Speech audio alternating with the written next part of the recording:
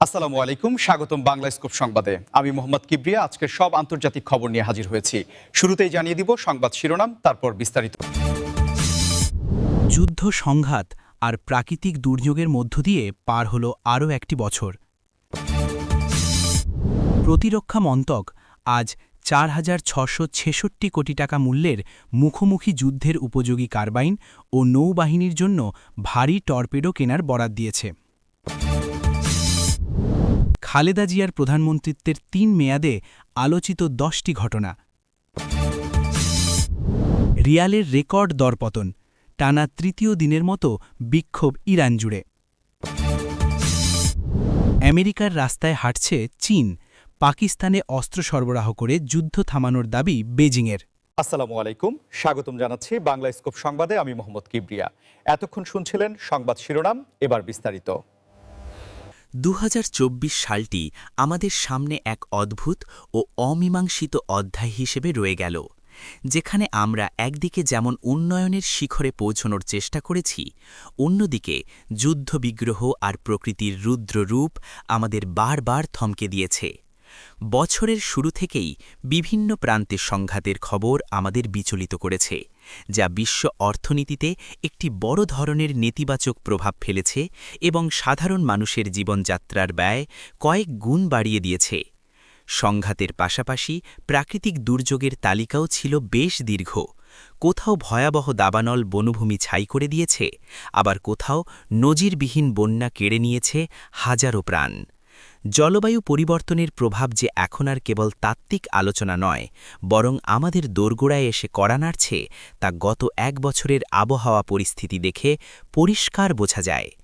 গবেষকরা বলছেন, গত এক বছরের তাপমাত্রা আগের সকল রেকর্ড ভেঙে দিয়েছে, যার ফলে মেরু অঞ্চলের বরফ গলার গতি বেড়েছে এবং সমুদ্রপৃষ্ঠের উচ্চতা বৃদ্ধি পাওয়ায় উপকূলীয় দেশগুলো বড় ধরনের ঝুঁকির মুখে পড়েছে। এত সব প্রতিকূলতার মধ্যেও মানুষের ঘুরে দাঁড়ানোর চেষ্টা ছিল চোখে পড়ার মতো। সামাজিক যোগাযোগ মাধ্যমে আমরা দেখেছি কিভাবে মানুষ একে অপরের বিপদে ঝাঁপিয়ে পড়েছে।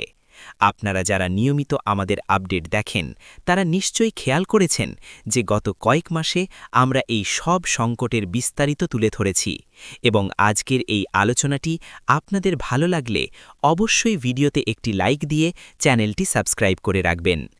সংঘাতের এই আবহে বিশ্বের বিভিন্ন দেশের কূটনৈতিক সম্পর্কগুলো এক নতুন মেরুকরণের দিকে মোড় নিয়েছে, যেখানে শান্তির চেয়ে সামরিক শক্তি প্রদর্শনের প্রতিযোগিতা বেশি পরিলক্ষিত হয়েছে।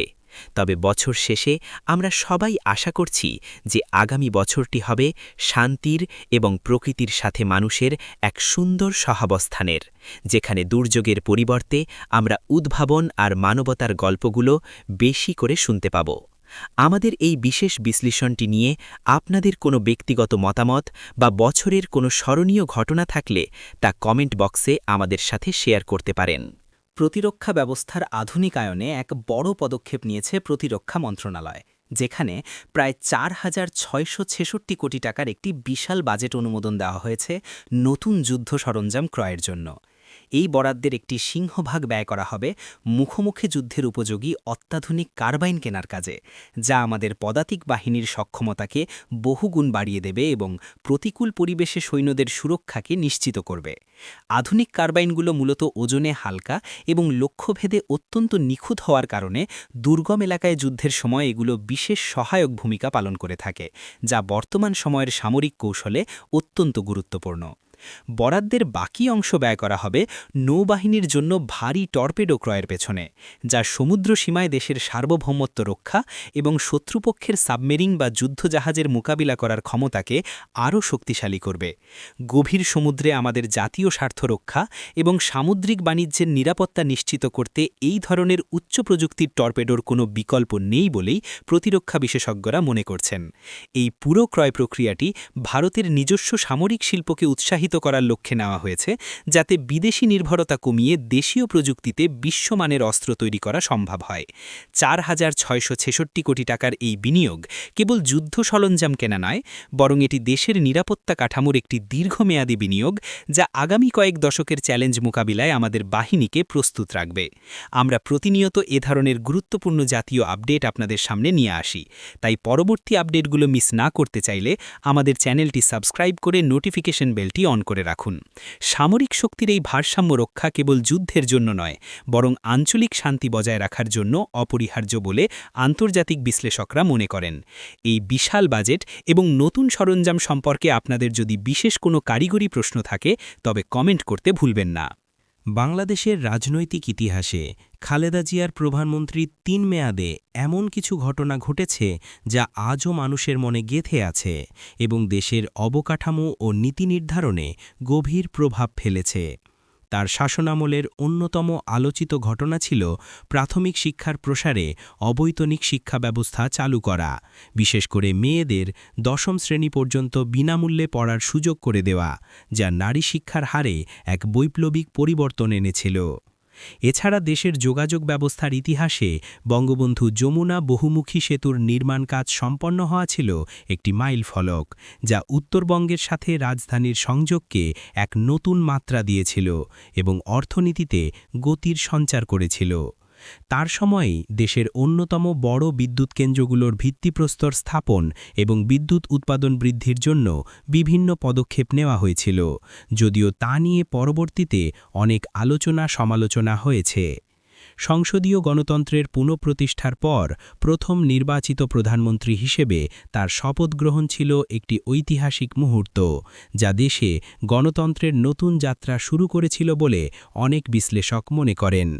তার শাসনামলে খাদ্যে স্বয়ংসম্পূর্ণতা অর্জনের লক্ষ্যে কৃষি খাতে ব্যাপক ভর্তুকি প্রদান এবং সার বিতরণে শৃঙ্খলা আনার চেষ্টা ছিল কৃষকদের জন্য এক বড় স্বস্তি।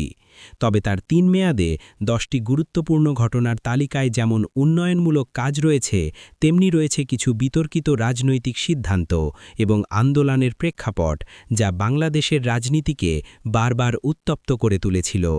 গ্রাম সরকার ব্যবস্থা চালুর মাধ্যমে তৃণমূল পর্যায়ে শাসন ব্যবস্থাকে নিয়ে যাওয়ার চেষ্টাও তার সময়ের একটি উল্লেখযোগ্য পদক্ষেপ ছিল, যা প্রশাসনিক বিকেন্দ্রীকরণের একটি উদাহরণ হিসেবে দেখা হয়। আন্তর্জাতিক ক্ষেত্রে সার্কের কার্যক্রমকে আরও বেগবান করা এবং মুসলিম দেশগুলোর সাথে কূটনৈতিক সম্পর্ক জোরদার করার পেছনে তার মেয়াদের ভূমিকা উল্লেখযোগ্য। এই দীর্ঘ রাজনৈতিক পরিক্রমা এবং আলোচিত ঘটনাগুলো নিয়ে আমাদের এই উপস্থাপনা আপনাদের কেমন লাগছে তা জানাবেন এবং আমাদের কাজের উৎসাহ যোগাতে ভিডিওটি শেয়ার করতে পারেন। বাংলাদেশের ইতিহাসের এই গুরুত্বপূর্ণ অধ্যায়গুলো সম্পর্কে আপনাদের কোনো ব্যক্তিগত স্মৃতি থাকলে তাও আমাদের সাথে শেয়ার করতে পারেন। ইরানের মুদ্রা বাজারে বর্তমানে এক অস্থির পরিস্থিতি বিরাজ করছে এবং রিয়ালের মান ইতিহাসের সর্বনিম্ন পর্যায়ে নেমে আসায় সাধারণ মানুষের নাভিশ্বাস উঠেছে।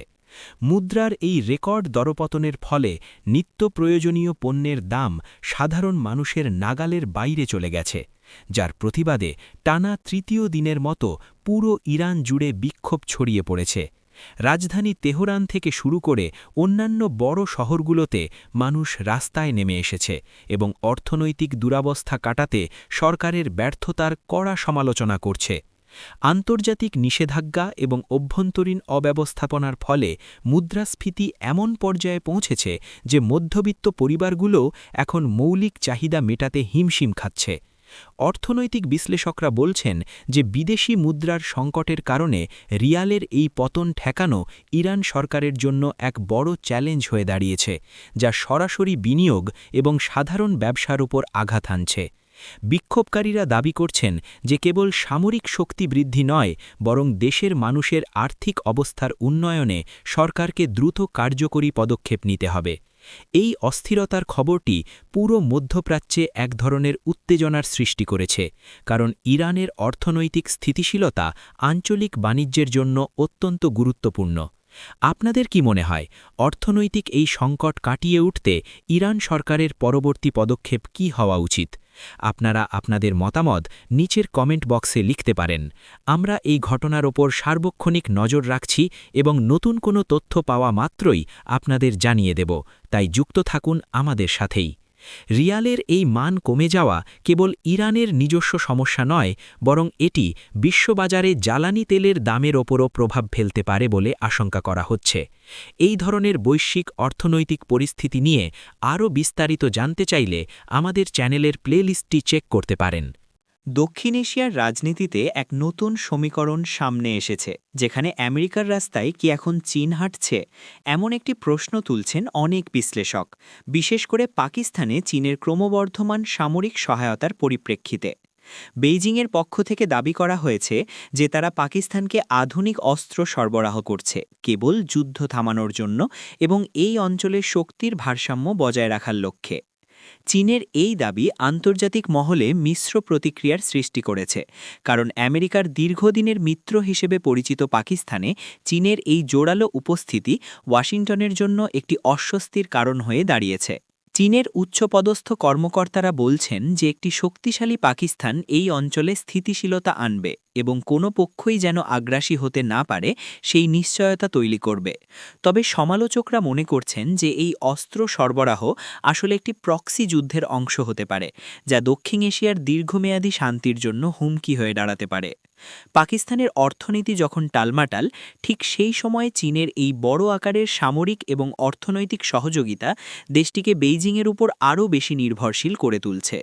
আমেরিকার সাথে চীনের চলমান বাণিজ্য যুদ্ধের আবহে পাকিস্তানের এই ভূরাজনৈতিক অবস্থান অত্যন্ত সংবেদনশীল হয়ে পড়েছে, যা ভারতসহ প্রতিবেশী দেশগুলোর ওপরও প্রভাব ফেলছে। এই ত্রিদেশীয় সম্পর্কের জটিলতা এবং দক্ষিণ এশিয়ার নিরাপত্তা নিয়ে আমাদের এই বিশেষ প্রতিবেদনটি আপনাদের কেমন লাগলো তা আমাদের জানাতে পারেন। ভূরাজনীতির এমন সব গুরুত্বপূর্ণ ও জটিল বিষয়গুলো সহজভাবে বুঝতে আমাদের চ্যানেলের সাথেই থাকুন এবং ভিডিওটি ভালো লাগলে লাইক দিতে ভুলবেন না। আপনাদের সমর্থনই আমাদের ভালো কন্টেন্ট তৈরির অনুপ্রেরণা যোগায়। আজকের মতো এই পর্যন্তই, আমাদের পরবর্তী ভিডিওতে দেখা হবে।